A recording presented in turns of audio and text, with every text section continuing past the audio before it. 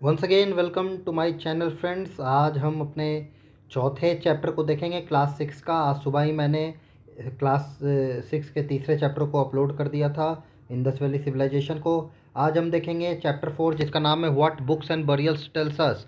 इसमें हम बेसिकली बात करेंगे आपके मेगालिथिक कल्चर से रिलेटेड और आपके वैदिक साहित्य के बारे में। और चलिए, जो जो चीज़ें हाईलाइट है आपको पता है, यहाँ का कंसेप्ट सीधा सीधा बात करता है। अब ये वाला आप देखिए, जितने भी येलो से हाईलाइट है कि अग्नि गॉड ऑफ फायर, सबको पता है। इंपॉर्टेंट बात जो याद रखना है, आप एक समझदार व्यक्ति भी हैं, आप देखते होंगे समाज में अग्नि को माना जाता है इंटरमीडियरी गॉड। इसीलिए हम कोई भी यज्ञ करते हैं तो अग्नि में ही कुछ मतलब जो दाने वगैरह या अनाज वगैरह छींटते हैं, तो हम मानते हैं कि अग्नि के माध्यम से वो भगवान को जाएगा। तो अगर कभी घुमा करके सवाल आए कि who is regarded as a intermediate god between human this world and that world, then it is Agni. Indra को कहते हैं वॉरियर गॉड, इसी को कहते हैं पुरंदर। पुरंदर शब्द से पूर जो शब्द होता है उसका मतलब होता है किला।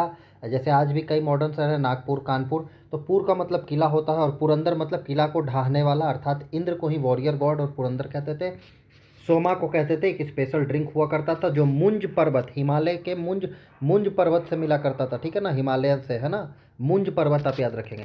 चलिए, मैंने एक हाईलाइट किया है, देखिए यहाँ से आपको स्टेटमेंट पे क्वेश्चन आ सकता है कि few were compose by women. आप बोलेंगे सर ये क्या हाईलाइट कर दिया फ्यू, तो फ्यू मतलब दीज हिम्स। हिम्स जो है ना मतलब मंत्र, वैदिक मंत्र जो है एक तो ऋषियों के द्वारा किए जाते थे, और महिलाओं, पूछा जाएगा स्टेटमेंट पे कि महिलाओं के द्वारा ऋग वैदिक मंत्रों का संकलन नहीं किया गया, या उसका मतलब उन्होंने नहीं, उसे उनके द्वारा मंत्र नहीं दिए गए, तो ये स्टेटमेंट गलत होगा। क्योंकि एनसीईआरटी में सीधा लिखा है कि फ्यू वर वर वर मतलब ये प्रोनाउन हो गया भैया, तो ये मंत्र, few mantras were compose by women. और ऐसे वीमेन को क्या कहते थे? ब्रह्मवादिनी। जबकि मैं आपको बता दूं, बुद्धिज़्म में जो आपके मंत्र वगैरह या बुद्धिज़्म में जो कोटेशन दिया जाता है एक तरह से, तो उसे कहते हैं तेरी गाथा। थेरी गाथा पुरुष को, और सॉरी, थेरा घाता पुरुष को, और थेरा घाटा पुरुष को बुद्धिज़्म में, और थेरी घाता महिलाओं को। जबकि ऋग्वेद में आपको कहा जाता है उन्हें ब्रह्मवादिनी, ब्राह्मण हुआ ब्रह्मवादिनी। बुद्धिज़्म में थेरा घाटा, थेरी घाटा। चलिए अब हम आगे बढ़ते हैं, मैं काम की चीज़ें आपको बताते हुए चलता हूँ। आगे देखिए, यहाँ पे देखिए, यहाँ पे बहुत सी अच्छी चीज़ें, यहाँ से कई बार सवाल आ सकते हैं। नॉर्थ ईस्ट में कौन सी भाषा, देखिए ये क्या है, बेसिकली लैंग्वेज पे दिया कि संस्कृत क्या है, तो संस्कृत इंडो यूरोपियन लैंग्वेज है ना, इंडो यूरोपियन लैंग्वेज है। अब उसी में कुछ और भाषाओं के बारे में देखें। नॉर्थ ईस्ट में जो हमारे असम, मेघालय, मिजोरम, यहाँ जो भाषा बोली जाती है वो किस फैमिली के? तिब्बतो बर्मन। तो आप याद रखेंगे, ऊपर बर्मा, चाइना, बर्मा, तिब्बत की तरफ है, और नीचे इधर बर्मा है ना। नॉर्थ ईस्ट में क्या, ऊपर तिब्बत, चाइना ये सब, और साइड में आपके वर्मा है। आप लोग कमेंट बॉक्स में बताएंगे कि वर्मा, जिसका नया नाम म्यांमार है, उससे कौन कौन से राज्य, भारत के कौन कौन से राज्य सीमा साझा करते हैं, कमेंट में ज़रूर बताएगा आप वीडियो देख रहे हैं तो। वहीं आप जानते हैं तमिल, तेलुगु, कन्नड़ और मलयालम आपके द्रविड़ फैमिली से हैं, और झारखंड और सेंट्रल इंडिया में जो बोले जाने वाली बोली वो एस्ट्रो एशियाटिक है। तो देखिए कॉमन सेंस है, वो आपसे झारखंड ना पूछ के बोलते कि मुंडा कौन सी भाषा बोलते हैं, तो भैया ऑस्ट्रो एशियाटिक, क्योंकि मुंडा झारखंड और सेंट्रल इंडिया में ही पाए जाते हैं। तो क्या है कि एनसीईआरटी पढ़ने से आपका दिमाग खुलता है, और आप अगर प्रीवियस ईयर क्वेश्चन बना ले, तो मैं बता रहा हूँ ये सीरीज आपको इतना मदद करेगी कि आप लाखों का फ़ी दे करके भी उसका आनंद नहीं ले पाएंगे।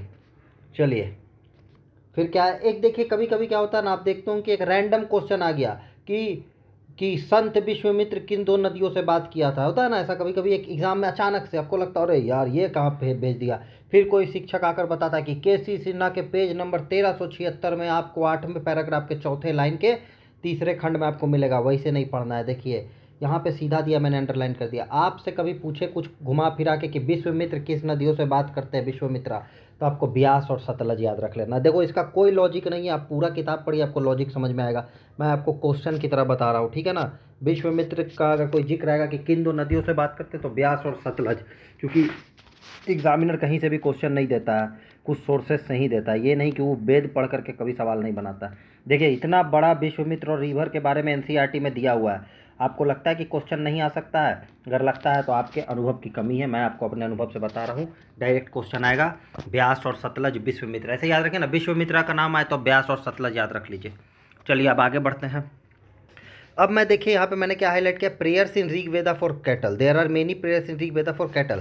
सर क्यों हाईलाइट किया, इसमें क्या याद करें, ये पूछेगा क्या? नहीं, वो स्टेटमेंट में पूछ सकता है कि Rig Vedic mantras are only for religious purposes. तो नहीं भैया, मवेशी मांगना कौन सा धार्मिक कृत्य है। ऋग वैदिक के मंत्र आपके मेटेरियलिस्टिक फेस को भी दिखाते हैं। तो जो अंग्रेज बाद में हिस्टोरियोग्राफी में, मैं आपको बता दूं, हिस्टोरियोग्राफी में जो अंग्रेज कहते हैं कि भारत के लोग तो हमेशा धर्म कांड कर्म कांडों में व्यस्त रहते थे, तो भैया मवेशी मांगना कौन सा कर्म कांड है, ये तो खेती की बात है, ये तो एग्रीकल्चर इकोनॉमी की बात है ना।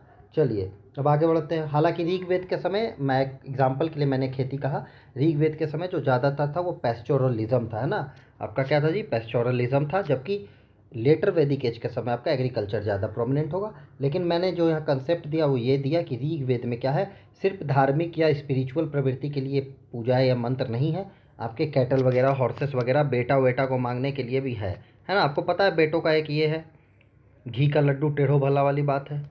देखिए, man took parts in war, war में कौन लड़ते थे, मैन। देखिए मैंने अंडरलाइन किया, know regular army. Early Vedic as को ही ऋग्वेद कहते हैं, ऋग वैदिक एज कहते हैं, याद रखेंगे, आपको इतना पता होना चाहिए, तभी आप एट अ ग्लांस सेशन में आए हैं। और यहाँ क्या है जी, कोई रेगुलर आर्मी नहीं होती थी अर्ली वैदिक एज या ऋग वैदिक एज में, ठीक है। लोगों को जन या विश कहते थे। राजा के बारे में दिया, स्टेटमेंट आएगा कि consider the following statement regarding raja in the early Vedic और ऋग वैदिक एज। तो they did not have capital, cities, palaces और army, nor they did they collect tax, कोई टैक्स नहीं लेता था, कोई राजधानी नहीं थी, कोई रेगुलर आर्मी नहीं थी, याद रखेंगे। राजा क्या था, मात्र एक नेता मात्र था, ठीक है, नेता था, लेकिन वो कोई भी कैपिटल नहीं था उसका, मतलब उतना मजबूत पोजीशन नहीं है। हम क्या देख पा रहे हैं कि ऋग वैदिक एज में या अर्ली वैदिक एज में राजा का पोजीशन उतना मजबूत नहीं है। तो ये सब मैंने जो हाईलाइट किया है आप ध्यान रखेंगे, एक एक बार रोक करके वीडियो को पढ़ लेंगे, और सेशन कैसा लग रहा है ये जरूर कमेंट करके बताएंगे। जनरली क्या था, son did not automatically succeeded father as raja, अर्थात हेरिडिटरी नहीं था।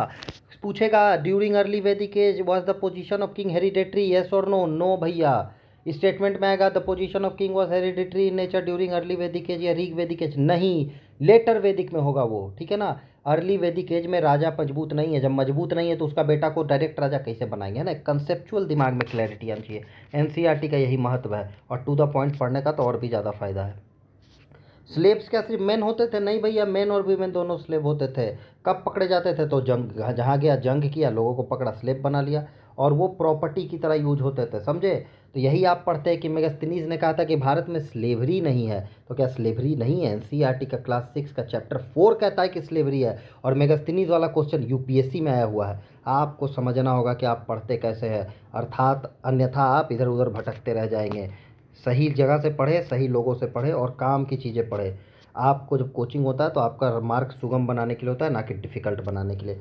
Rigveda was being composed in the north west of the continent, ये तो देखिए ऐसे भी आपको पता होगा, पंजाब ये वाले इलाके में हुआ था, तो नॉर्थ वेस्ट में ही ज़्यादा हम लोग उसे ले करके चलते हैं, इंदस वाले वैली वाले साइड में, है ना।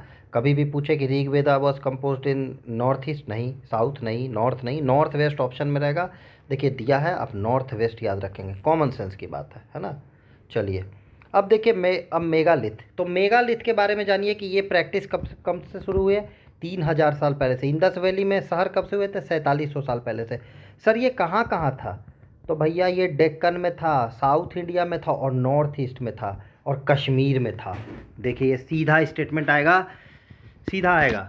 नंबर ए में Deccan, south India, north east, Kashmir. बोलेगा from which of the following place megalith evidence of megalith are found.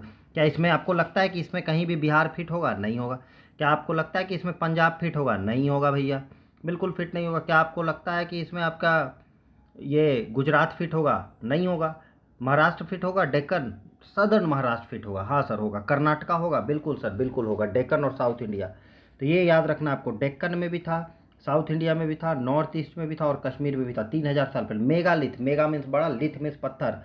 जो आपके लाशें होती थी उनके ऊपर कब्र होते हैं ना, तो उनको बड़े बड़े पत्थरों से ढक दिया जाता था। देखिए इस तरह के कब्र होते थे, ये सिस्ट नाम का कब्र है, देखिए यहाँ पे दिया है। सीधा पूछेगा सिस्ट इज रिलेटेड टू, तो मेगालिथिक फेज, है ना, ध्यान रखेंगे। ये चैप्टर थोड़ा बड़ा है, मतलब इसमें ज़्यादा चीज़ें हैं आपको ध्यान रखने के लायक।